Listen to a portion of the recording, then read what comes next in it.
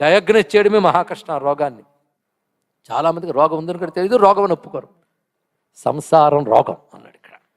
అది ఒప్పుకోడండి, అది డయాగ్నైజ్ చేయాలి బాగా. శాస్త్రం డయాగ్నైజ్ చేసింది. డయాగ్నైజ్ చేస్తే ఆ రోగం నుంచి బయటపడాలని తాపత్రయపడతాం. మనం ఏం తాపత్రయపడట్లేదు. ఇవాళ సంసారం తీసేస్తారంటే ఎంతమంది రెడీగా ఉన్నారు. మా మునిమనోడు పెళ్ళి అయిపోయి చెప్తారంటారు, సంసారం తీసేయని అడగడానికి దమ్ము ఉండాలండి, గట్స్ ఉండాలండి. ఆ గట్స్ శంకర భగవత్పాల వరకు ఉంది. అందుకే సంసార కూపమతి ఘోర మగాధమూలం సంప్రాప్య దుష్ట శతసర్ప సమాకులస్య. అన్నిటికంటే పెద్ద రోగం అది.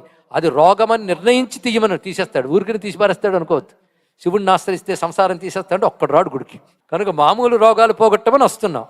కానీ నీకు కావాలంటే, ఎందుకంటే పసిపిల్లాడికి ఎంఏ పాఠం చెప్పరు, ఎప్పుడు చెప్పాలి అప్పుడు. పసిపిల్లాడి చాక్లెట్ కోసం ఏడిస్తే చాక్లెట్ ముఖ్యం కాదు నాయనా, మోక్షం ముఖ్యం అని చెప్పరు, చాక్లెట్ పడేస్తారు.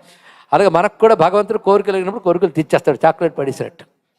కానీ నువ్వు చాక్లెట్ తింటున్న పిల్లాళ్ళకి ఎప్పుడు మిగిలిపోకూడదు కదా, ఎప్పుడో అసలు కావాలని అడుగుతావు కదా, అప్పుడు అసలు రోగం తీసేస్తాడు. అంతేకాదు నువ్వు దేనికోదానికి అడుగు, ఎప్పుడో అప్పుడు నీకే అసలు రోగం పోగొట్టవయ్యా అని అడిగి వివేకం కల్పించి అప్పుడు పోగొడతాడయ్యా అన్నాడు. కనుక ఆయన సంసార రోగ వైద్యుడు. ఇంకా చెప్పండి, సంసార వైద్య అని పేరు.